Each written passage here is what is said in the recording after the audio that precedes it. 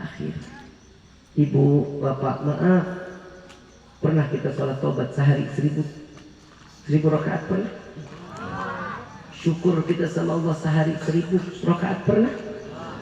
Satu waktu Siti Aisyah radhiyallahu anha warḍah, tatkala Nabi Muhammad datang ke rumahnya, giliran malam ke rumah Siti Aisyah. Oh, kata Rasulullah, ya Aisyah, boleh nggak malam ini aku pakai untuk ibadah kepada Allah? Jawaban Siti Aisyah, silakan ya Rasulullah. Aku manusia yang paling beruntung. Dari masyrik ila maghrib, dari barat sampai ke timur, mereka berbondong-bondong ingin berdekatan denganmu, ingin bersalaman. Aku adalah wanita yang paling beruntung. Engkau ada di dalam rumahku, engkau ada di satu kamar denganku, engkau ada di atas kasur bersamaku, engkau satu selimut denganku, bahkan kulitmu bersentuhan dengan kulitku ya Rasulullah. Jika engkau di malam ini untuk beribadah, silahkan ya Rasulullah. Rasulullah bangun, ambil wudhu, sholat. 2, 4, 6, 8 terus. Tanpa disadarin Siti Aisyah sambil bengong ngeliatin Rasulullah. Begitu lagi ngeliatin, tiba-tiba terdengar muadzin Bilal bin Rabah. Muadzin Bilal bin Rabah lagi ngebangunin orang, udah waktunya imsak. Sebentar lagi akan masuk subuh. Rasulullah hentikan salatnya, berbalik melihat Siti Aisyah. Terus Siti Aisyah nanya, ya Rasulullah, berapa bilangan di dalam sholatnya? 1000 rakaat ya Aisyah. Apa yang membuatmu sampai banyak di dalam bilangannya? Dan setiap gerakan ada tangisan di dalamnya ya Rasulullah. Dari mulai takbiratul ihram, dari mulai rukunya, i'tidalnya, sujudnya, duduk di antara dua sujud sampai salam, ada tangisan di dalamnya. Apa yang membuatmu menangis ya Rasulullah? Tanpa disadari Siti Aisyah ini kerudungnya ini udah lepek, bisa diperes. Karena ngelihat Nabi nangis, ikutan nangis. Ditanya, apa yang membuatmu yang menangis ya Rasulullah? Apa jawaban Nabi? Ya Aisyah, tidakkah boleh aku menjadi hamba yang bersyukur kepada Allah? Setiap malam Nabi menetes air mata karena tanda syukurnya kepada Allah.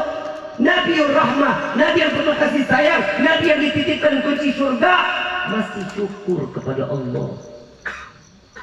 Di dalam riwayat yang lain, satu waktu Siti Aisyah radhiyallahu anha warḍaha menunggu Nabi Muhammad SAW karena datang sudah larut malam. Ditunggu, begitu masuk ke dalam kamar, Siti Aisyah sudah lumayan agak lelah. Siti Aisyah tidur lebih dulu, Nabi di sampingnya. Saat Nabi dalam keadaan tidur di sampingnya, belum tertidur Nabi, Siti Aisyah udah tidur lebih dulu. Saat terbangun melihat Nabi udah nggak ada.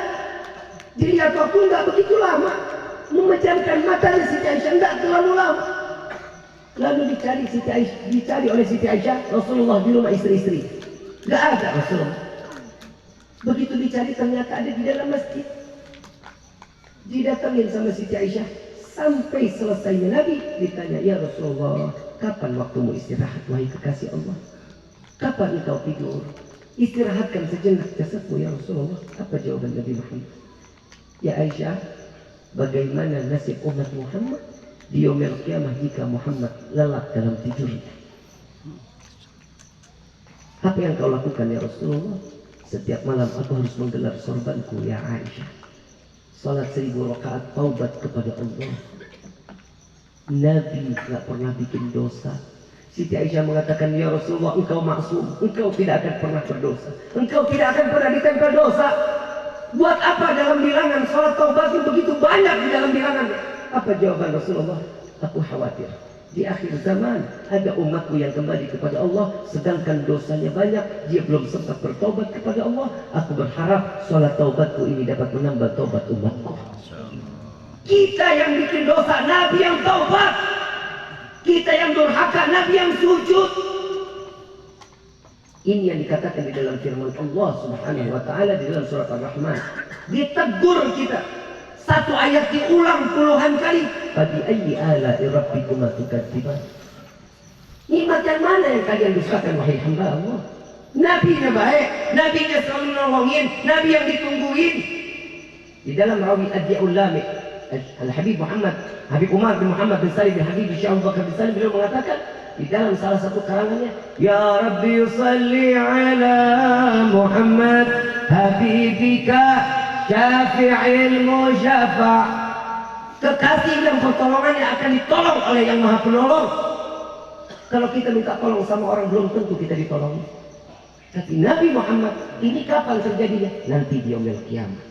Saat nanti di pada mahsyar, kita berkumpul di pada mahsyar, ada orang kafir, mereka dengan teriaknya, yang tenggelam sampai mata kaki karena dosanya, yang tenggelam sampai lututnya, yang tenggelam sampai pinggangnya, yang tenggelam sampai dadanya, bahkan ada yang 2 hasta di atas kepalanya. Mereka tenggelam karena dosa-dosa mereka. Ingat ikhwan, ingat ini, saat kita mati di dunia, tenggelam di lautan, insya Allah siksaan akan berhenti. Kenapa? Karena hadirnya kematian. Selesai.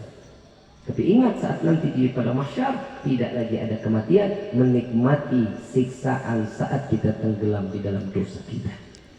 Sampai di dalam riwayat dikatakan, ini buat para perempuan hati-hati.